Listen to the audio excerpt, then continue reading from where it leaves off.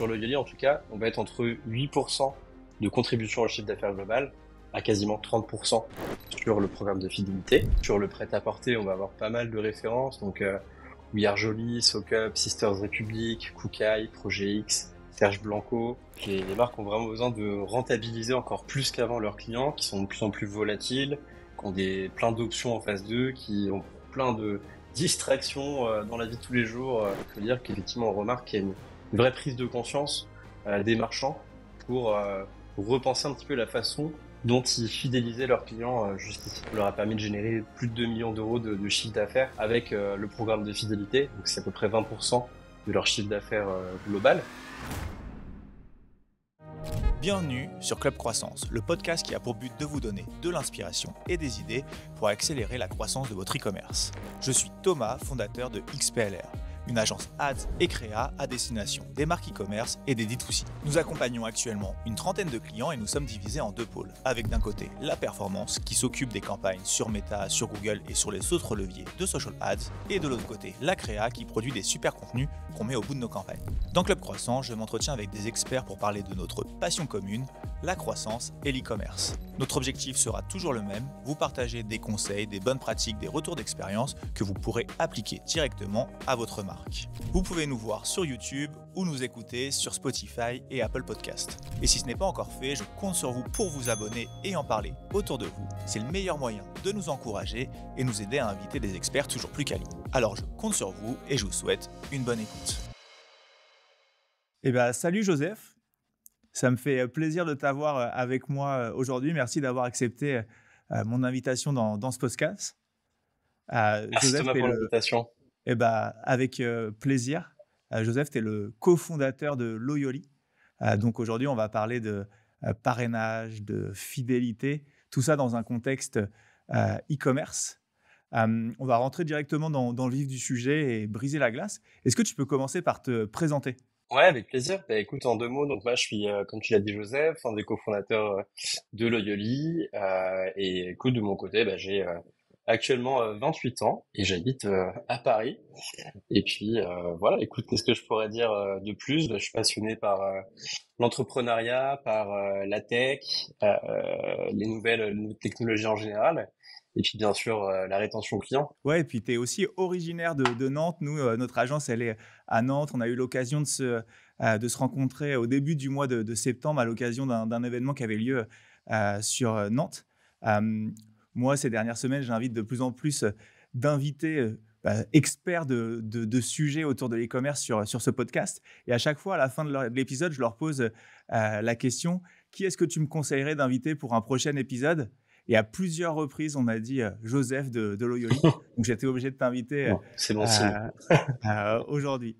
Et donc, effectivement, aujourd'hui, on va parler surtout de Loyoli et des solutions que vous apportez à vos clients.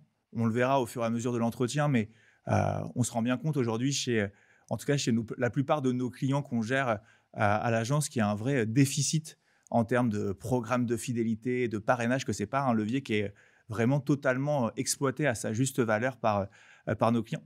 Donc, je pense que vous avez trouvé une sorte de pain point ici et que vous êtes en train de trouver, d'apporter la solution à ce pain point. Est-ce que tu peux m'en dire un petit peu plus sur d'où t'es venue l'idée de Loyoli, comment tout ça a germé et comment vous êtes amené, toi et ton cofondateur, à créer Loyoli? Ouais, avec plaisir. Donc, pour la petite histoire, de mon côté, après des études en finance et un stage en salle des marchés, donc rien à voir avec le e-commerce à la base, j'ai décidé de partir en Australie pour une année de césure. Et en fait, l'objectif c'était entre autres d'apprendre l'anglais. Et donc pour ça, je me suis enrôlé dans des jobs de serveur pour vraiment être en confrontation avec les Australiens en l'occurrence. Et en fait, dans ce cadre-là, j'ai remarqué qu'il y avait plein de gens dans le resto où je bossais qui prenaient des stories donc de leur plat, du cadre, qui était assez sympa, et qui les postaient sur Instagram. Je me suis dit un peu naïvement, ce serait trop cool en fait que le bar te donne par exemple un shooter, un verre de vin, une planche, ce que tu veux pour te remercier de ta story, parce que c'est un bon moyen finalement de créer du bouche à oreille de manière relativement efficiente, parce que ça coûte pas très cher, tout en faisant revenir les clients. Et donc au final, je me suis dit qu'il y avait plein d'autres choses qu'on pouvait faire, mettre un avis sur Google, s'abonner aux réseaux sociaux, publier un post, faire un TikTok. Voilà, il y a vraiment un champ des possibles qui est aujourd'hui hyper important. Et de mon expérience personnelle, j'utilisais beaucoup, notamment à ce moment-là, les réseaux sociaux pour découvrir des nouveaux endroits. Donc voilà, j'ai trouvé, c'était juste une idée dans le coin de ma tête. Et puis ensuite, donc je suis rentré en France pour reprendre mes études. Et avec donc mon coloc Thomas, qui est aujourd'hui un de mes associés, du coup, on a commencé à bosser un petit peu sur le projet en parallèle des concours qu'on préparait. Et puis en fait, on a tellement avancé, on s'est tellement rendu compte qu'il y avait un pain point qu'on a décidé vraiment d'arrêter nos études et de se lancer en fait directement dans l'aventure. Donc ça a pas mal évolué parce que, comme je t'ai expliqué, donc l'idée de base, c'était plutôt sur les restaurateurs. Donc en fait, ce qu'on a fait avec Thomas, c'est qu'on est allé en bas de chez nous, on allait au Subway, au Big Fernand du coin, donc c'était nos premiers clients, ce qui est quand même plutôt stylé pour deux gars qui avaient pas de produits et qui connaissaient rien à l'e-commerce. Et c'était assez drôle parce que nous en fait on leur disait voilà, on pense que tes clients ça peut être tes meilleurs ambassadeurs. Donc ce que tu fais, c'est que tu mets un QR code sur le comptoir de ton Subway et dès que tu as un client qui arrive, tu lui dis écoute, si tu fais une story, tu peux gagner moins 10%, et si tu fais un post, tu peux gagner moins 20% sur ton prochain achat. Donc les gens scannaient le Typeform, ils mettaient leur email, leur nom d'utilisateur et disaient s'ils allaient faire un post et une story. Et donc avec Thomas, on était dans notre appart en train de regarder dès que quelqu'un complétait le formulaire. On allait regarder son profil Instagram, voir s'il avait fait un post ou une story. Et puis ensuite, on lui envoyait un code issu d'une liste que Subway nous avait donné en l'occurrence. Donc c'était assez, assez drôle de commencer comme ça. Et puis après, de fil en aiguille, en fait, on a réalisé que voilà, notre préférence et puis aussi le marché en tant que tel était beaucoup plus axé sur le e-commerce. On a vu qu'il y avait une grosse opportunité sur ce plan-là. Donc on a switché un petit peu le modèle pour adapter ce principe un petit peu de client ambassadeur sur des marques de e-commerce. Et donc ça a duré 1 an et demi. Donc on a pas mal itéré, on s'est associé avec Thierry maintenant qui est notre CTO, qui était ancien VP Engineer chez Arnicar. Et donc tous les trois, on a lancé en fait une première version de la plateforme jusqu'au stade où on a réalisé qu'en fait ce qu'on faisait, c'était un genre de programme d'ambassadeur, mais ça s'apparentait quand même beaucoup à de la fidélisation et à de l'engagement client et à de la recommandation. Donc on a décidé de un petit peu nicher notre produit plus spécifiquement sur certaines verticales, notamment sur Shopify, qui est, comme tu le sais, une solution qui a le vent en poupe depuis maintenant plusieurs années et qui a tout un tas d'avantages en termes d'intégration technique. Donc on a décidé de se lancer sur Shopify en janvier 2023. On a donc fait un pré-seed avec plusieurs investisseurs institutionnels et beaucoup de business angels de l'écosystème. Et donc à ce moment-là, c'est là où on a vraiment commencé à travailler sur notre solution de fidélisation un petit peu 360 degrés, fidélisation un petit peu holistique, où là l'objectif c'est plus simplement de valoriser simplement les transactions, les achats qu'un consommateur a fait, mais aussi tout l'engagement qui va lui permettre de mettre en avant la marque, que ce soit sur ses réseaux sociaux, sur ses plateformes d'avis préférées, pour un petit peu créer un cercle vertueux. On va vraiment essayer de capitaliser sur chaque client pour en faire un ambassadeur tout en le fidélisant. Donc finalement, essayer d'un peu de trouver le meilleur des deux mondes entre les programmes ambassadeurs et puis les programmes de fidélisation pour créer quelque chose qui est vraiment au goût du jour et puis aussi adapté aux nouvelles générations de consommateurs comme toi et moi. J'aime beaucoup cette expression, le meilleur des deux mondes entre programme ambassadeur et programme de fidélité. Pour que ce soit bien clair, ceux qui écoutent le podcast sur Spotify ou Apple Podcast, je vous recommande d'aller sur YouTube. On mettra des captures vidéo de programmes sur le site de vos clients pour bien saisir effectivement cette notion d'ambassadeur récompensé derrière en point de fidélité. Et ce que je trouve en tout cas moi génial avec votre idée, j'en parle régulièrement à nos clients, c'est que en fait, ça crée vraiment un cercle vertueux dans le sens où on a un client qui est fidèle, qui va potentiellement nous créer du contenu ou de la preuve sociale. En échange de ça, on le récompense avec des points.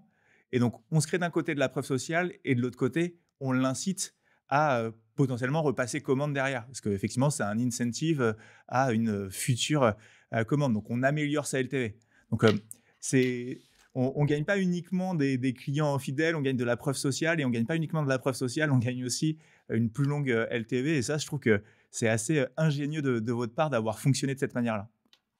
Ouais, bah t'as raison. C'est vraiment tout le principe. Encore une fois, l'idée c'est vraiment de capitaliser à fond en fait sur nos clients qui sont satisfaits pour vraiment leur permettre de nous donner de la force, les impliquer dans la communication de la marque.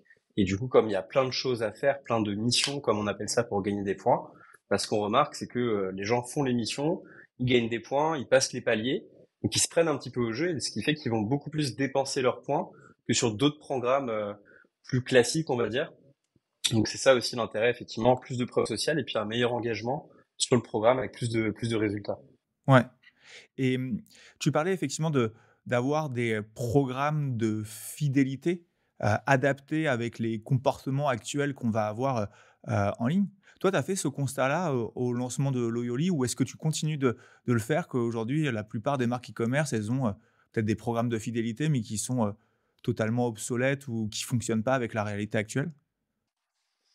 Ouais, effectivement, c'est vrai que les programmes de fidélité aujourd'hui, c'est vraiment devenu indispensable en fait. On arrive un petit peu au bon moment. Comme tu le sais très bien, les coûts d'acquisition, ils ont quand même beaucoup augmenté depuis les dernières années. Il y a aussi plus de concurrence parce que aujourd'hui, c'est hyper facile de créer un Shopify, de copycater des marques aux US ou même en France. Et puis donc les consommateurs, ils sont beaucoup plus volatiles. Donc aujourd'hui, c'est plus une option d'avoir un programme de fidélité. Et pourtant, les programmes de fidélité qui existent aujourd'hui, en tout cas les programmes traditionnels, ils sont un petit peu restés dans le passé. C'est-à-dire que ils vont pas suffisamment capitaliser sur les consommateurs. Ils vont juste récompenser le montant dépensé. Mais en fait, aujourd'hui, en lien avec ce que je t'ai dit et aussi avec le fait que pour effectuer un achat, par exemple, on sait qu'aujourd'hui, il faut à un consommateur aller sur 5 à 7 canaux pour effectuer une seule transaction. Les marques n'ont plus le choix d'être vraiment présentes partout et ça fait encore plus de sujets à gérer au-delà de l'acquisition du produit, etc. Donc du coup, c'est ça un petit peu l'objectif de Loyoli avec une seule et même solution. Elles vont pouvoir récompenser leurs clients pour tout un tas de choses d'engagement en plus du montant dépensé pour voilà comme tu disais créer de la preuve sociale et puis aussi être up to date, être à jour par rapport aux attentes des consommateurs qui de leur côté ne vont pas estimer que c'est suffisant de simplement gagner des points en fonction du montant qu'ils dépensent. Ils vont vouloir aussi être valorisés, avoir de la reconnaissance de la part des marques qu'ils préfèrent. Donc on va aussi essayer de proposer des mécaniques de gamification, comme par exemple un système de tiering, où tu vas avoir palier bronze, palier argent, palier or, par exemple, pour justement créer d'autres mécaniques de gamification et d'engagement, et utiliser un petit peu ces données-là pour montrer à nos clients qu'on les considère, entre guillemets, à leur juste valeur, c'est-à-dire que on va pas forcément s'adresser de la même façon à un client qui est bronze versus un client qui est platinium. Et donc ça va être important de bien réutiliser ces données-là aussi dans notre communication avec nos clients, dans le traitement de leurs tickets au support, pour leur montrer que voilà, c'est pas juste un client, c'est un palier Platinum chez nous, et de ce fait, il a accès à des avantages exclusifs, comme des ventes privées, des événements privés aussi, qui sortent un petit peu du cadre transactionnel. Donc en fait, si je devais résumer tout ce que je viens de dire, l'idée c'est de passer d'une approche qui est purement transactionnelle sur les programmes traditionnels à une approche qui est vraiment expérientielle. On va prendre en globalité les différents canaux, les différents points d'interaction, les touch points avec lesquels une marque interagit avec son client, et on va essayer de créer une expérience qui est fluide, qui est valorisante, qui est gratifiante pour le consommateur, pour toujours rester top of mind dans son esprit, et en même temps vraiment l'engager avec nous, tout en le fidélisant. Donc voilà, c'est un petit peu ça, nous, notre vision des choses par rapport au programme, on va dire, qui existait avant. Ouais. Ouais, vous valorisez pas seulement le montant total de la commande, mais le lien qui est créé entre, le client et la marque. Et justement, est-ce que tu peux nous donner des exemples, de manières d'aller gagner des points, auprès d'une marque?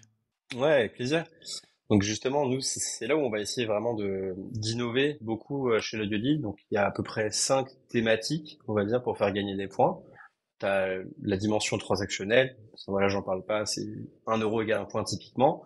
Et après, tout le reste, c'est par degré de difficulté. Ça va être par exemple s'abonner au compte Instagram, s'abonner au compte TikTok, commenter sous un post Instagram, identifier des amis sous un post Instagram, repartager un post ou un reel dans ta story Instagram. Donc, c'est des choses très faciles à faire, qui sont quand même assez importantes pour générer de l'engagement organique sur les contenus des marques.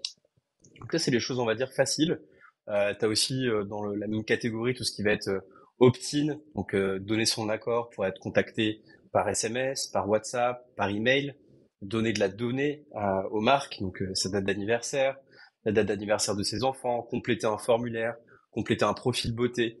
Donc voilà, ça c'est des choses qui sont extrêmement faciles à faire, qui sont très vastement réalisées par les consommateurs, parce que c'est vraiment juste de l'opt-in, de la complétion de données, mais qui sont hyper précieuses pour les marques. Et puis après, tu vas avoir des choses un peu plus intermédiaires en termes de niveau de difficulté. Donc, par exemple, déposer des avis. Donc, tu as les avis sur ton site, donc avec des solutions comme JudgeMe, par exemple, auxquelles on a intégré. Donc, tu peux faire gagner des points à ton client pour un avis texte, par exemple 50 points. S'il met une photo dans son avis, tu lui fais gagner 100 points. Et s'il met une vidéo dans son avis, tu lui fais gagner, par exemple, 200 points. Et puis après, il y a les avis en dehors du site. Donc aujourd'hui, tu as des plateformes comme Trustpilot. Je pense qu'en accompagnant un petit peu les marques, quand tu commences à te renseigner sur elles, bah, il y en a beaucoup qui ont des pages Trustpilot avec un nombre d'avis pas bons, parce qu'en fait, elles n'ont pas de contrôle sur ces plateformes-là, tout comme Google ou Facebook Reviews aussi. Et donc nous, on va leur permettre de générer des avis positifs sur ces plateformes-là. Donc Google, Trustpilot, Facebook. On prend en charge aussi l'Apple Store, le Play Store pour les marques qui ont des applications mobiles. Et puis après, tu vas voir la création de contenu. Donc là, c'est faire un post, faire une story, faire un reel, faire un TikTok, envoyer des photos, envoyer des vidéos. Donc ça, c'est en tant qu'agence d'acquisition, des contenus qui sont hyper intéressants à réexploiter pour faire des créas ensuite. Donc voilà, on va essayer de couvrir pas mal de choses. Et après, il y a plein d'autres petites choses. Télécharger une application mobile, trouver un mot mystère sur le site. Enfin voilà, on peut imaginer vraiment des millions de choses. Et c'est ça un petit peu qui est passionnant. Essayer toujours, bah voilà, en lien avec les nouveaux outils, les nouveaux canaux, les nouveaux comportements, toujours rester alerte sur les nouvelles pratiques pour permettre aux marques d'engager leurs clients sur ces nouvelles mécaniques-là. Ouais. Ouais, effectivement, pour rebondir sur ce que tu disais sur les agences ads, c'est vrai qu'on est très friand quand nos clients nous envoient des contenus réalisés par leurs clients. C'est toujours très efficace. On entend souvent parler d'UGC, qui est un terme qui est devenu un petit peu galvaudé avec le temps parce que normalement, UGC, le C correspond à client. Aujourd'hui, il correspond un petit peu plus à créateur de contenu et peut-être un petit peu moins à client. Et ça se sent quand c'est un contenu qui est réellement réalisé par un client en tant que tel. Et je vais pas dire à chaque fois ça marche, mais ça vaut toujours d'aller tester ce genre de contenu, d'en faire des medley. Et effectivement, pour l'obtenir, je pense que si on ne demande pas, on n'a rien. Et que vous, justement, vous permettez d'aller demander justement ce contenu en échange d'une petite récompense. Ouais, exactement. Et pour revenir aussi sur des points que tu disais tout à l'heure, effectivement, je pense que l'impact de ce genre de programme va venir aussi récompenser, ou en tout cas compléter des coûts d'acquisition qui sont de plus en plus importants. Aujourd'hui, avoir des coûts d'acquisition importants, c'est pas grave entre de gros guillemets si c'est vraiment pour faire de l'acquisition, acquérir des nouveaux clients. Si c'est des coûts d'acquisition qui sont importants et qui viennent reconvertir des clients déjà fidèles, ça peut poser problème. Effectivement, il y a un adage qu'on a tous entendu au moins parler une fois quand on travaille dans le marketing, c'est que ça coûte 7 fois plus cher d'acquérir un nouveau client que de le fidéliser. Donc effectivement, ça, c'est une bonne réponse à cette augmentation des coûts d'acquisition. Ouais, exactement. C'est ça, en fait, les marques ont vraiment besoin de rentabiliser encore plus qu'avant leurs clients, qui sont de plus en plus volatiles, qui ont plein d'options en face d'eux, qui ont plein de distractions dans la vie de tous les jours pour découvrir d'autres marques. Donc ouais, c'est indispensable aujourd'hui de le faire de cette façon. Et toi, tu constates aujourd'hui que les marques, elles ont vraiment saisi le sujet, ou on est encore au tout début de ces questions-là? Je sais pas, est-ce que c'est une marque sur deux qui fait bien les choses, ou c'est vraiment une marque sur 5? Bah, franchement, les marques, donc ça dépend de où on parle. Forcément, nous, en France, on est toujours un petit peu dans le sillage du UK et des US. Donc, ce qu'on voit en fait, c'est que les marques aujourd'hui commencent vraiment à s'intéresser très fortement à ces thématiques de rétention, parce que bah, ça devient une nécessité tout simplement de, encore une fois, rentabiliser ses clients. Euh, donc c'est vrai que c'est quelque chose qu'on voit de plus en plus et les marques sont pas forcément très matures sur le sujet. Donc nous, on est beaucoup contactés pour des refontes de programmes de fidélité, Il y a beaucoup de marques aussi qui passent sur Shopify, donc qui découvrent un petit peu toutes les possibilités d'une solution technique comme Shopify qui est extrêmement bien construite, qui permet beaucoup de choses.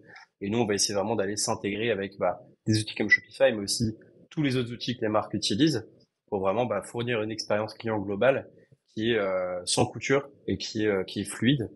Mais on voit qu'il y a vraiment quelque chose qui se passe de très fort sur le marché aujourd'hui, avec des marques qui veulent vraiment revisiter leur programme de fidélisation. Donc voilà, je pense que nous, on est tombé au bon moment. On n'a pas la prétention d'être excellent en sales, excellent en marketing. Pourtant, c'est vrai qu'on a énormément de traction aujourd'hui, de marques qui nous contactent pour ça. Donc de ce point de vue-là, je peux dire qu'effectivement, on remarque qu'il y a une vraie prise de conscience des marchands pour repenser un petit peu la façon dont ils fidélisaient leurs clients jusqu'ici. Ouais. Ouais. Plusieurs questions plusieurs points sur lesquels j'ai plutôt envie de rebondir. Déjà sur les intégrations. Donc vous êtes connecté à plusieurs outils. On parlait de Shopify. Est-ce que c'est le seul CMS avec lequel vous êtes utilisable aujourd'hui? On est connecté aussi à PrestaShop depuis cet été. Ouais. Ok, très bien. Donc Shopify, PrestaShop. Et ensuite sur les autres outils avec lesquels vous êtes intégré, j'imagine qu'il doit y avoir du Klaviyo. Enfin, c'est quoi un peu la liste peut-être non exhaustive, mais des principaux outils avec lesquels on peut vous connecter? Ouais, carrément. Déjà, effectivement, tu l'as mentionné, hein, il y a Klaviyo qui est à la brique CRM d'un marchand. Donc, c'est souvent quand elle va vouloir se pencher sur sa stratégie de rétention, c'est par là qu'elle va commencer. Et dans la foulée de l'implémentation de systèmes de CRM, de CDP comme du Klaviyo, comme du Brevo, en fait, à la fin de la roadmap, souvent, tu as le sujet fidélisation. Donc, nous, on va aller s'intégrer très profondément avec des solutions comme Klaviyo. On va synchroniser les opt-ins, synchroniser une dizaine d'autres points de données. Et puis ensuite, on va renvoyer des événements aussi qui me permettent de déclencher des workflows côté Klaviyo pour avoir un market automation vraiment bien ficelé avec le programme, ce qui permet, une fois que le programme est lancé, que les flows sont paramétrés sur Klaviyo, entre guillemets, de générer des ventes et du réachat et de la preuve sociale, vraiment en pilote automatique. Donc ça aussi, c'est un point hyper pratique avec cette intégration-là. Et bien sûr, d'enrichir la connaissance client. Nous, on récupère énormément de données.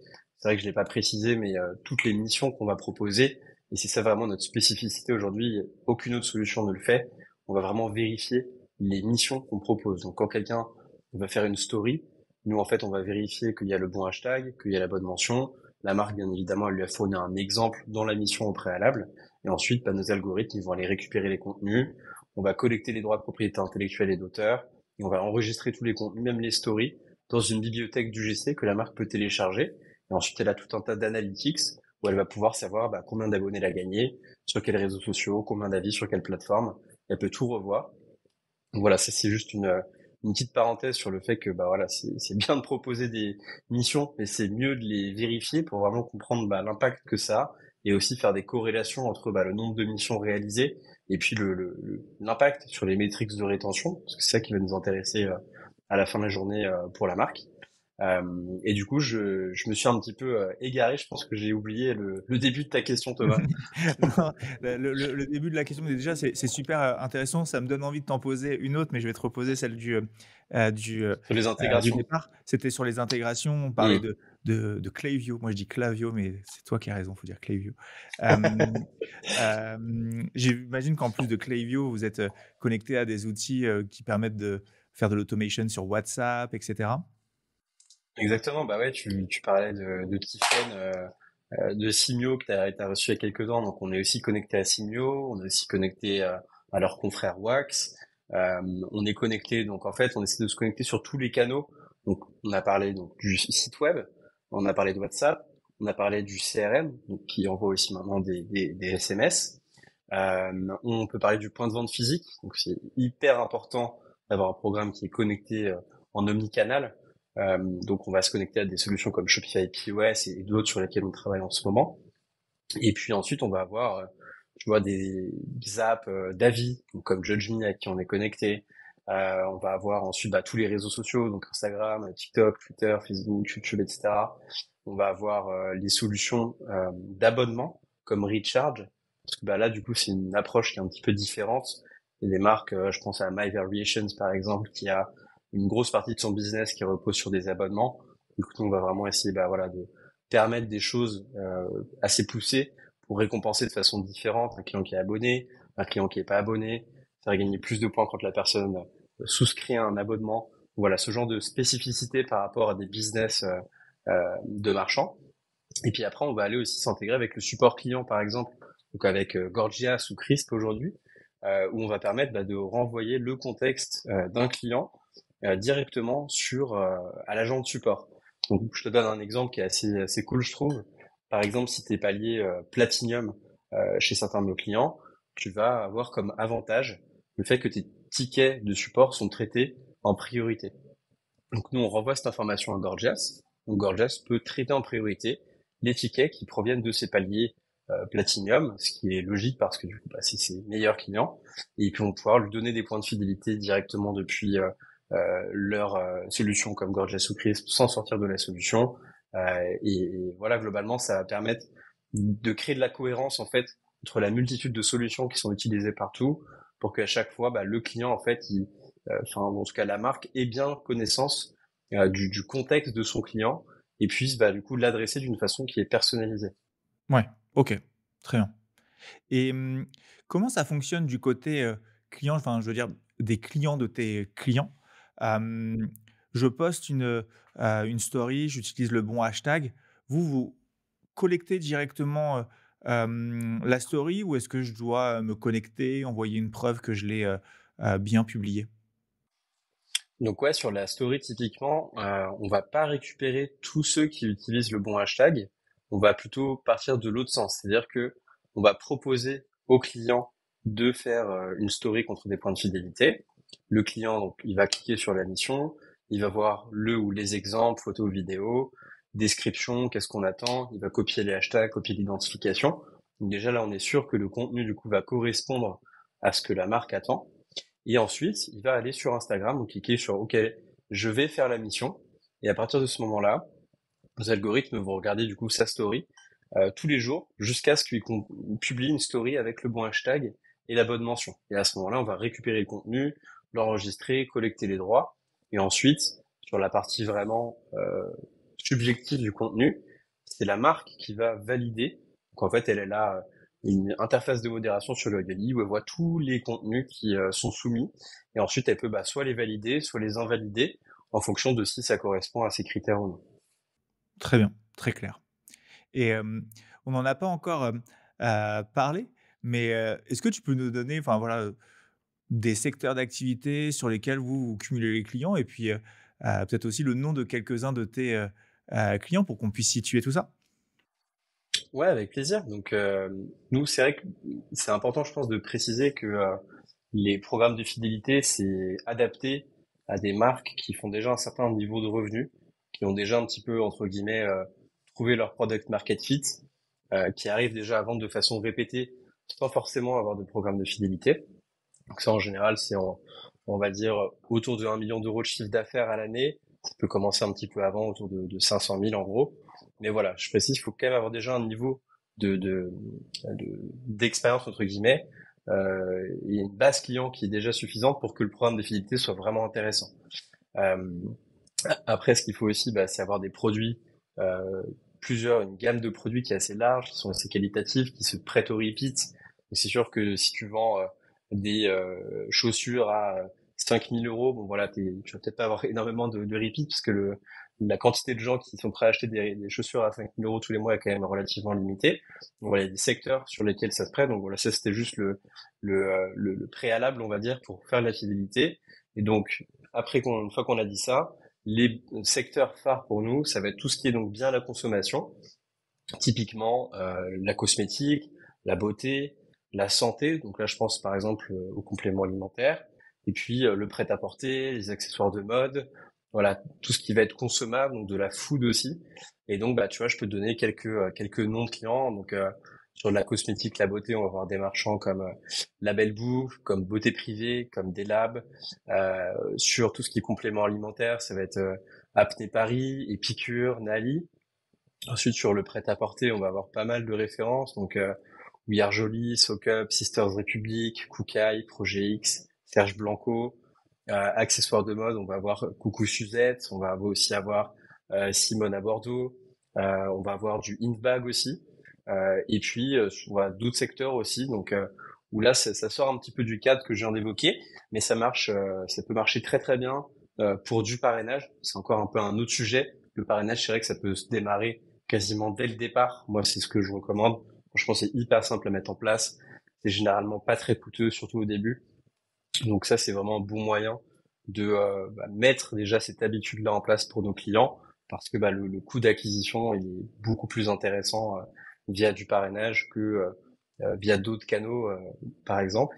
Donc par exemple, je pense à Elwing, tu vois, qui vend des vélos, qui est une marque de vélos à Bordeaux qui est très cool. Ils vendent des skates aussi. Donc voilà, ça sort un petit peu du cadre aussi. Puis après, on discute avec des clubs de foot. Voilà, il y a plein de cas d'usage, des applications mobiles, des salles de sport. Voilà, il y a plein de choses aussi qui sont en train de se passer parce que le fait de fidéliser ses clients, de revoir ses programmes de fidélité, c'est de moins en moins limité au e-commerce et ça donne des idées aussi à d'autres secteurs qui sont peut-être un peu plus installés, un peu plus établis, qui n'ont pas forcément ces habitudes-là et qui du coup veulent s'inspirer des bonnes pratiques, des marques qui sont très digitales par nature pour elles aussi être au goût du jour. Trop bien, top. Et est-ce que parmi tes clients, tu as un programme enfin, un client pour lequel tu trouves que le programme de fidélité, il est vraiment canon? Bon, j'imagine que Ouais, tu en as carrément. plusieurs, Franchement, mais j'en s'il y en a un ai. qui se Ouais, détache. il y en a plusieurs qui sont vraiment bien. Donc moi, celui que je prends souvent en exemple, c'est celui de Label Boucle, parce que pour le coup, ça a vraiment coché toutes les cases. On a intégré tous leurs outils quasiment, tous leurs canaux en tout cas. Donc déjà, ça c'est un point intéressant. C'est des produits qui s'y prêtent parfaitement. C'est une marque qui est très communautaire, donc tout ce qui est création de contenu, etc., ça va très bien marcher. Donc moi, c'est un cas que je prends assez souvent. Donc je vous invite à aller voir. On pourra faire des screenshots, mais il y a beaucoup de missions autour de la création de contenu, autour des avis. Voilà, les stats, elles sont juste impressionnantes. En moins d'un an, on leur a permis de générer plus de 2 millions d'euros de chiffre d'affaires avec le programme de fidélité. Donc c'est à peu près 20% de leur chiffre d'affaires global en attribution directe pour le coup. Donc aussi tous les autres effets sur l'amélioration de la conversion, parce que le nombre d'avis augmente, parce qu'il y a des gens qui parlent de nous sur les réseaux sociaux, qui sont pas pris en compte. Mais si on regarde vraiment exclusivement les codes que l'audio a générés qui sont utilisés, ça représente plus de 2 millions d'euros de chiffre d'affaires. Et ça leur permet d'avoir une LTV sur les cohortes de clients engagés par le programme qui est 2,5 fois supérieure à des clients qui ne sont pas engagés par le programme. Donc typiquement, un client pas engagé par le programme, il va dépenser sur une année autour de 90 euros. Et donc, on est quasiment sur 250 euros par an pour un client qui est engagé par le programme. Donc, on voit que c'est un vrai impact sur le repeat, mais aussi sur le panier moyen, ce qui permet d'améliorer la LTV. Ouais. Ouais, je pense que le ROI il doit être dingue dans certains cas. Alors, je sais pas combien paye Loyoli, enfin combien Label Book paye Loyoli, mais j'imagine que si on fait 2 millions divisé par les fees, Loyoli, tout ce qui a été mis en place, le chiffre il doit être très beau derrière en termes de retour sur investissement. D'autant plus, comme tu le dis, et ça revient un peu à ce qu'on disait au départ, au début de notre échange, c'est que ça crée vraiment un cercle vertueux parce que plus de preuves sociales égale moins de doutes pour les nouveaux clients à passer commande. Donc, ça réduit les coûts d'acquisition de l'autre côté sur Meta, sur Google, etc. Donc, il y a un ROI aussi enfin, incalculable, entre guillemets, mais qui est évidemment à considérer. Trop bien.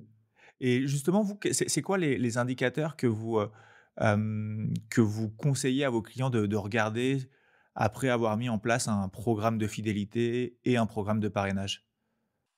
Ouais, franchement, il y en a pas mal. Ce qui va être quand même le plus, on va dire, parlant, ça va être la contribution du programme de fidélité au chiffre d'affaires global, et puis la contribution du revenu généré par le parrainage au chiffre d'affaires global. Ça, c'est deux indicateurs. Déjà, on les regarde, on sait si ça fonctionne ou si ça fonctionne pas. Pour donner un peu des benchmarks par rapport à ça, si jamais ceux qui nous écoutent ont des solutions actuellement en place et qui savent pas trop en fait si ils sont bien, s'ils sont pas bien, je vais donner quelques chiffres peut-être qui peuvent être assez intéressants.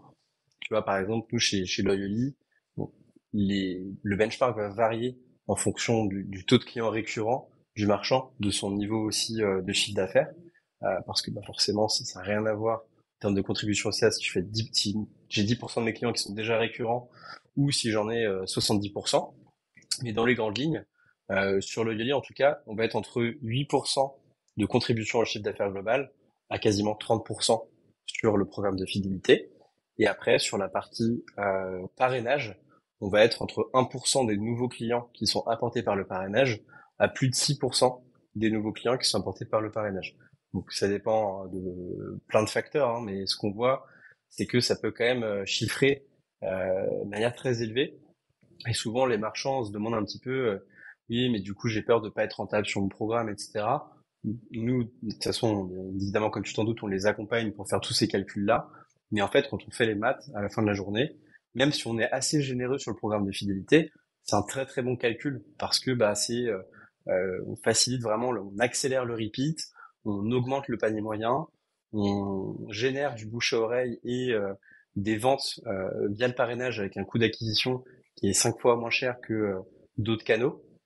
Donc mis bout à bout, finalement ça vaut le coup d'investir dans sa stratégie de rétention de parrainage versus trop de marques aujourd'hui, je trouve, tu vois, qui font des promotions un petit peu entre guillemets sans réelle raison.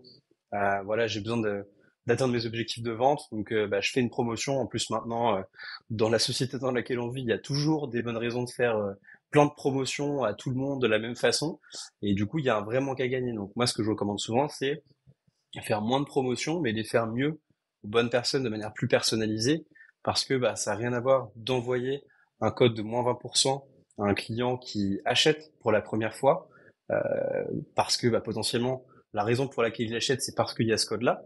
Et donc potentiellement demain, il ne va pas racheter. Donc j'ai payé Meta pour acquérir ce client, je lui ai donné moins 20%. Donc si ça se trouve, je suis à peine rentable sur cette première acquisition. Et si je lui renvoie pas de promotion, derrière, il y a potentiellement moins de chances pour qu'il rachète. Versus donner 20% de promotion à un client Gold qui, bah là, en fait, a un panier moyen qui est super élevé, qui en fait, lui, il dépense à chaque fois qu'il achète 100 euros parce qu'il connaît déjà très bien la marque. Et voilà, en fait, le message, c'est un peu voilà de faire attention avec l'intensité promotionnelle et pas confondre ça avec la démarche de fidélisation. Ce sont deux choses bien différentes. Donc, il vaut mieux faire moins de promotion, mais être plus généreux sur son programme de fidélité. Ouais. Et justement, donc tu disais tout à l'heure que vous accompagnez vos clients sur la création des programmes. Vous les aidez justement à évaluer si, dans leur programme, ils sont, trop généreux ou pas assez? Enfin, quelle est grosso modo la marge dont ils disposent pour, récompenser les clients les plus, engagés, les plus fidèles? Ouais, exactement. Bah ça fait vraiment partie aussi bah, de notre secret sauce entre guillemets, le fait de vraiment bien accompagner les clients. Il y a plein de solutions qui existent aujourd'hui avec des milliers de marques qui les utilisent, mais où tout le monde va un petit peu faire la même chose, parce qu'il n'y a pas vraiment de vraie réflexion sur la stratégie. Donc nous, on essaie vraiment d'en faire une force, de bien accompagner les marques pour ça. Et donc ce qu'on va prendre en compte, bah, bien évidemment, c'est le panier moyen, le taux de clients récurrent, la marge, évidemment. C'est la marge aussi qui va beaucoup indiquer un petit peu dans quelle mesure on peut être généreux ou pas sur son programme de feed. Et puis nous, en fait, quand on accompagne les clients, donc une fois qu'on a signé ensemble, notre équipe Customer Success va leur demander un export de leur base de données clients. Et nous, en fait, avant même l'onboarding, on va travailler sur la base de leurs données, donc c'est vraiment basé sur leur data, pour analyser bah, les cohortes de repeat, les paniers moyens, en fonction du panier moyen, du taux de marge, bah, en fait, définir combien de personnes vont être dans tel et tel palier, définir quelles récompenses on va mettre dans tel et tel palier, combien ça nous coûte, combien ça nous rapporte quand quelqu'un utilise une récompense, quel est le taux d'utilisation en général dans chacun des paliers, et à la fin, ce qu'on est capable de donner aux marques, bah, c'est voilà. Nous, ce qu'on te conseille, c'est le ratio de points récompense, c'est tant. Je te conseille de mettre ça comme récompense, de mettre ces récompenses spécifiquement dans tel et tel palier. Et voilà la profitabilité nette, une fois que tu as enlevé le coût des récompenses et que tu as pris en compte ta marge pour le palier bronze, le palier argent, le palier or. Voilà, donc on essaie vraiment de leur donner quelque chose qui est déjà bien structuré et de le co-construire avec elle pour qu'ensuite elle l'implémente dans le Yoli. On peut aussi le faire pour elle moyennant des frais de setup qui sont optionnels. Et ensuite, le programme, il se met en place sur Loyoli. Et après, la deuxième partie très importante, une fois qu'on a structuré le programme, c'est vraiment la communication. Donc là, on va se mettre en lien soit avec elles directement, soit avec leurs agences, CRM, rétention, etc., pour bien connecter les flows sur leur CRM, bien synchroniser toutes les données, synchroniser tous les opt-in, travailler un petit peu les workflows d'email, que ce soit le design, le wording, pour être sûr que voilà, on met bien en avant les choses qui sont importantes pour la marque. Et une fois que le programme est premièrement bien structuré, deuxièmement que la communication elle est vraiment aux petits oignons. Et quand je parle de communication, je parle aussi de la communication en point de vente physique, la newsletter pour le lancement, les rappels. Voilà, il y a plein de choses à prendre en compte, les réseaux sociaux, etc. Une fois que tout ça s'est lancé, on va ensuite les voir, donc soit tous les mois, soit tous les trimestres, en fonction du plan sur lequel elles sont, pour optimiser les résultats de leur programme de fidélité, leur proposer des idées d'animation en fonction des moments de l'année, en fonction de leurs actualités à elles aussi, ou en fonction de ce qui se fait par ailleurs. Donc voilà un petit peu comment on travaille pour être sûr que les programmes cartonnent. Ouais, trop bien. Ouais, donc en gros, c'est pas juste une application que je télécharge sur Shopify. C'est aussi un vrai accompagnement dans la création du programme et dans sa mise en avant. Et ça, je pense que c'est effectivement super important à mettre en avant parce qu'il s'agit pas juste d'avoir un petit onglet en plus dans le footer de son site internet. Il faut surtout avoir les bonnes récompenses qu'elle donnent envie et derrière de savoir le Ouais, mettre en avant. Hem, exactement. Trop bien. Ça prend combien de temps en moyenne une fois que j'ai décidé de travailler avec, Loyoli, que j'ai téléchargé, mon application? Enfin la phase de setup, de lancement, ça se compte en heures, en jours, en semaines? Ouais. En fait, il y a vraiment deux cas de figure, même trois cas de figure, j'ai envie de dire. Donc, si, par exemple, c'est une marque, on va dire, une jeune marque, voilà, qui a pas forcément beaucoup de budget, mais qui veut vraiment un programme de fidélité et parrainage, on peut faire quelque chose d'assez rapide, d'assez basique au départ, pour lui permettre de lancer assez rapidement. Donc, même sans notre aide, elle va quand même pouvoir, avec la plateforme qui est assez bien construite, en 15 minutes, lancer un programme de fidélité.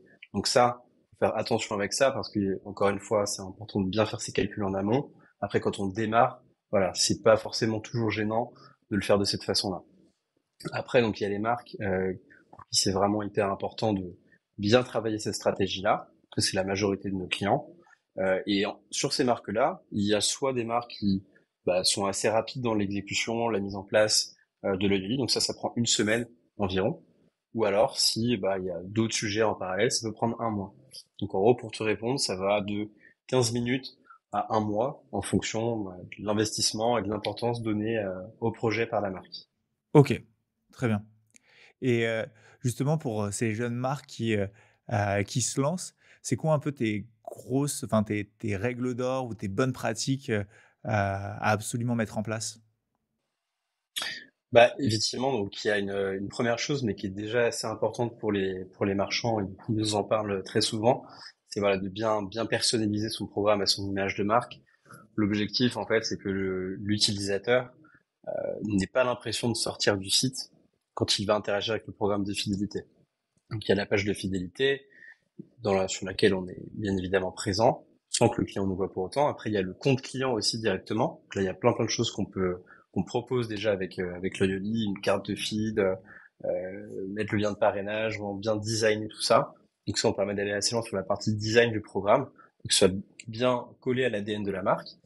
Euh, Ensuite, ça va être, voilà, encore une fois, vraiment de bien intégrer tous ces outils, donc à son CRM, son support client, ses réseaux sociaux, ses plateformes d'avis, de bien remonter toutes les données, collecter vraiment un maximum d'opt-in, parce que ça, c'est hyper important pour travailler sur des campagnes, sur la rétention au global, euh, évidemment. Et puis après, sur l'expérience au global, donc le point de vente physique, mais aussi les fiches produits, donc en montrant combien de points on va gagner sur les fiches produits, aussi sur le checkout, parce que tu peux, avec le Yoli, échanger tes points au checkout, et puis aussi voir combien de points tu vas gagner quand tu vas aller au bout de ta commande. Donc ça, c'est hyper puissant. Donc c'est cette première partie un peu de setup, de paramétrage qu'il faut faire quand même sérieusement, mais bon, ça va un petit peu de soi. Après, c'est la structure du programme, bien faire ses calculs, regarder un petit peu les benchmarks, prendre en compte les conseils que nous on apporte aussi à ce moment-là. Ensuite, ça va être voilà, diversifier les moyens pour gagner des points. Donc proposer des choses faciles comme s'abonner à Instagram, proposer des choses intermédiaires comme mettre un avis Google, des choses plus compliquées comme par exemple faire une story où là on va forcément pas donner le même nombre de points aux utilisateurs, donc il faut que ce soit cohérent dans la structure et qu'en fait il faut se dire voilà, si j'ai entre guillemets n'importe lequel de mes clients qui arrive sur cette page, il y a au moins un ou deux trucs qu'il va avoir envie de faire. Ça, normalement, on y arrive assez souvent. Donc voilà, proposer des actions, des missions qui sont vraiment diversifiées avec les bons niveaux de points. Et de la même manière pour les récompenses. C'est-à-dire proposer des choses qui sont transactionnelles, comme des codes promo, des bons d'achat, mais aussi des choses qui sont plutôt expérientielles ou relationnelles, comme par exemple accéder aux avant-premières, rejoindre des clubs privés sur du WhatsApp, participer à des événements exclusifs dans les showrooms ou sur des pop-up. Voilà, il y a plein de choses qu'on peut imaginer. Mais voilà, une fois qu'on a des actions bien diversifiées, bien valorisées, des récompenses où chacun y trouve son compte, normalement on maximise les chances que nos clients euh, s'engagent avec le programme. Et là, il y a un petit tip que je donne souvent, c'est aussi voilà d'avoir une première récompense qui est assez facile à atteindre aussi, pour que tout de suite, en fait, le consommateur se prenne au jeu en fait du programme d'un programme comme le Levier. Ouais. Ouais, que ça enclenche, ce mécanisme de: «Ah tiens, j'ai juste fait ça, j'ai gagné ces points de fidélité, qu'est-ce que je peux Voilà, faire, qu'est-ce que je peux faire d'autre?» et j'ai exactement. je vais avoir 2 questions pour toi suite à tout ce que tu viens de dire.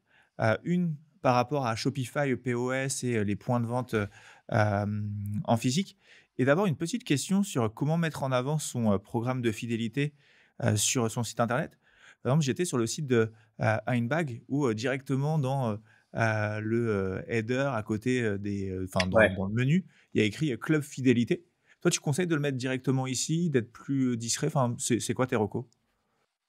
Typiquement, ouais, ça c'est un bon exemple justement sur un peu la dimension communication et intégration du programme, hein. C'est vrai que c'est hyper important de qu'il soit visible sur le site. Donc header, footer, voilà, faut que le truc soit assez sexy pour donner à vos clients envie de se dire ok, en fait je vois le titre et j'ai déjà envie de rejoindre le club parce que moi qui suis fan de la marque, je sens que c'est vraiment pour moi. Je vais être avec des gens qui eux aussi sont fans de la marque et je vais pouvoir m'engager avec celle-ci pour être récompensé.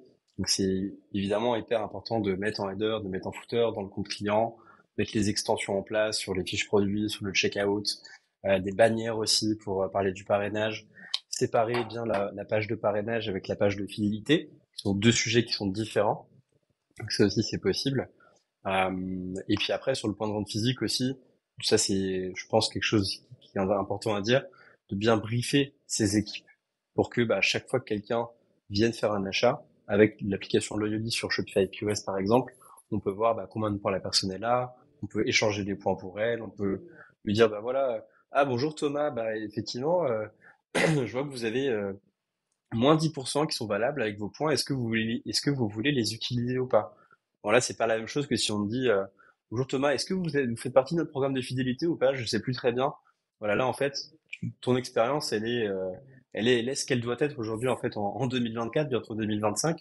C'est une expérience où on propose un service en tant que marque et la définition du service pour moi c'est d'anticiper les besoins avant même que le consommateur n'y ait pensé. Donc là typiquement on lui propose un discount avant même que lui ait pu penser au fait qu'il en avait déjà. Donc voilà, ça c'est des petites choses comme ça. Et puis, par exemple, quelque chose que la Belle Boucle fait assez bien, c'est une fois que la personne, dans l'exemple qu'on a actuellement, a utilisé son code de 10%, elle va lui dire, ok, vous avez gagné 50 points de fidélité en plus avec l'achat que vous venez d'effectuer. Si vous voulez, vous pouvez aussi scanner le petit QR code qui est sur le comptoir. Donc ça fait penser à ce que je t'ai dit au début. On n'a pas perdu ce truc-là. Vous pouvez scanner le QR code et vous pouvez gagner 100 points si vous mettez un avis Google sur le studio de la Belle Boucle. Vous pouvez gagner 200 points si vous faites une story où vous dites voilà, je suis chez la Belle Boucle aujourd'hui, je viens de passer une super expérience ou voilà ce qu'on veut. Mais de bien penser à mettre aussi en place les autres mécaniques pour faire connaître les points de vente physiques aux communautés des clientes qui y sont passées. Ça, c'est un moyen aussi facile de mettre le programme en avant. Très bien, top. Bon, bah, effectivement, tu as répondu à mes 2 questions, en un coup, mais effectivement, Shopify POS, ça va être, top pour vous pour, connecter aussi bien les clients online et offline et comme tu dis, connecter aussi les programmes de fidélité. Ça va avec le service, ça permet vraiment de considérer un client comme étant vraiment un client et pas comme étant, un client online et un client, offline. C'est la même personne, mais on le traite différemment. C'est quoi enfin, moi, genre, Loyoli, j'ai entendu parler, pour la première fois, c'était, je pense, quasiment à votre lancement. On a un client qui vous a utilisé. On avait fait, un call, à ce moment-là. Peut-être que tu te rappelles pas parce que tu dois avoir fait, énormément de calls, depuis, mais moi, je m'en souviens. Heu, on a entendu beaucoup parler de Loyoli, j'ai l'impression en 2024. En tout cas, parmi les solutions, e-commerce, je trouve mon ressenti, c'est que, vous êtes une de celles dont on entend le plus, parler. C'est quoi le futur pour vous? Est-ce qu'il va y avoir des nouvelles features? Est-ce que, vous allez vous attaquer à des nouveaux, marchés et cetera? Ouais, effectivement, bah, c'est cool de parler un petit peu de l'avenir pour finir. Effectivement, il y a plein de projets maintenant qu'on a en tête. C'est vrai qu'on a eu bah, une très très grosse traction sur l'année 2024. On accompagne un peu plus de 320 clients aujourd'hui. Donc la taille des équipes a plutôt bien grossi aussi en parallèle. Donc maintenant, ça nous donne bah, plein d'idées pour la suite. Donc nous, ce qu'on veut, c'est vraiment capitaliser sur notre différenciateur, qui est ce système de mission vérifiée pour bah, encore plus personnaliser l'expérience des consommateurs en proposant la bonne mission au bon moment, à la bonne personne sur le bon canal, et de la même manière, lui proposer la bonne récompense de manière vraiment fine et précise par rapport à son comportement. Donc là, avec les quelques mots-clés que je viens de te donner, tu t'imagines qu'il y a sûrement un peu de machine learning, un peu d'IA, un peu d'automation dans l'histoire. Donc ça, c'est quelque chose sur lequel on travaille déjà actuellement. J'espère qu'on va pouvoir sortir assez rapidement. Donc c'est un gros projet d'innovation pour nous, avec donc voilà des très belles perspectives par rapport à ça. Donc ça, c'est un premier plan sur le plan, on va dire, technologique. Et après, effectivement, bah, l'ambition, c'est même si on était très focus sur la France aujourd'hui, pour déjà réussir à faire un produit qui marche, avec qui les marchands sont contents, bah maintenant on voit qu'on a déjà des demandes. On a quelques clients aux US, au UK, en Allemagne, en Espagne, qui sont venus vraiment naturellement. Et maintenant, bah, l'idée, ça va être effectivement de se rendre disponible pour les marchands, Shopify et PrestaShop, où qu'ils se trouvent dans le monde, en commençant bah, par certaines géographies bien précises. Et puis ensuite, sur la fin de l'année, ça va être aussi bah, voilà, de se développer, être disponible pour tous les marchands, qui soient sur Shopify, PrestaShop ou sur d'autres systèmes aussi. Donc voilà, l'objectif à la fin, c'est que bah, tous les e-commerçants et les retailers soient clients de Loyoli. Donc on va faire ça step by step, mais c'est vrai que c'est assez excitant les mois qui arrivent. Ouais, ouais, ouais. Ouais, plein de projets, devant toi. Je pense que ton année 2024 a été, bien intense. Je sais pas si tu as pris beaucoup de Mm. vacances, mais je pense pas que ton année, 2025 ce sera une Énormément. année, sabbatique. Ouais, c'est clair, c'est clair. Top. Est-ce qu'il y a peut-être des points, des sujets dont on n'a pas parlé par rapport, à Loyoli dont tu aimerais, parler? Bah, écoute, je pense qu'on a fait un très bon tour et puis voilà, si certains sont intéressés et qu'ils n'hésitent pas à me contacter sur LinkedIn où voilà, j'essaie de poster assez régulièrement. Donc Joseph Aubry sur LinkedIn ou sinon sur notre site loyoli.io tout simplement. Ouais, bah, de toute façon, je mettrai les liens, dans la description de la vidéo sur YouTube, du podcast sur Spotify, et les autres plateformes. Et moi, j'ai une dernière question pour toi. Qui est-ce que tu me recommandes d'inviter pour un prochain, épisode? Ouais. Bah, alors moi, ce à qui je pense, donc c'est une solution dont j'entends de plus en plus parler, qui est assez cool, je trouve, qui s'appelle Clip. Donc, je crois que c'est Paul Vidal aussi chez Clip. Après, un autre sujet qui est aussi assez intéressant, donc c'est Alexandre de Webin, qui est une solution assez cool de customer experience justement. Et puis après, dans un registre totalement différent, mais ça, je pense que ça peut être hyper intéressant pour ton audience, c'est Maxime Trauma, qui est en fait donc de Share Client. Et en fait, lui justement, il aide justement des e-commerçants à créer des pop-ups, que ce soit éphémère ou pas, vraiment sur mesure. Et franchement, le rendu, il est assez cool. Et ça leur permet de tester un petit peu, bah, tu vois, de lancer un shop physique. Donc au moins, le premier shop physique, même s'il est éphémère qu'une marque va lancer, bah, il va vraiment super quali, il va marquer les esprits. Et donc, ça va encourager la marque à se développer dans le retail. Il y a des POS propriétaires. Donc voilà, peut-être pour varier un peu les plaisirs, ça peut être quelqu'un d'intéressant à inviter aussi. Ouais. Très bien, bah, je connaissais pas et je vais, foncer, après notre échange, regarder le profil et lui proposer, qu'on échange, prochainement. En tout cas, merci beaucoup, Joseph, d'avoir, pris le temps d'échanger, avec moi, de faire ce podcast. Tu nous as partagé, vraiment, plein de conseils, sur, les programmes de fidélité, de parrainage et puis je pense que tu as bien souligné le fait qu'aujourd'hui, c'est un élément vraiment, essentiel pour une marque e-commerce. C'est bien de faire de l'acquisition. C'est encore mieux derrière si, on arrive à fidéliser le plus, longtemps possible ses clients et ça se fait pas, comme ça sans rien faire. Autant le favoriser avec des outils comme le vôtre. Donc, trop bien, merci Ben, beaucoup, merci beaucoup pour l'invitation. et bah, avec plaisir et puis, bah, à Merci la Thomas. prochaine pour ceux qui nous écoutent. Merci d'avoir écouté cet épisode de Club Croissance. Si cet épisode vous a plu et pour ne pas rater les prochains, pensez à vous abonner à la chaîne YouTube ou au podcast sur Spotify et Apple Podcast. C'est le meilleur moyen de nous donner de la force et de nous aider à trouver des experts toujours plus quali pour intervenir. Pour des conseils quotidiens sur l'e-commerce, l'Ads et la créa, vous pouvez également me suivre sur LinkedIn. Et si vous voulez qu'on parle directement de votre marque et de vos enjeux, n'hésitez pas à vous rendre sur notre site internet et à prendre directement rendez-vous. Tous les liens sont dans la description. Merci pour votre soutien et à très bientôt pour un nouvel épisode de Club Croissance.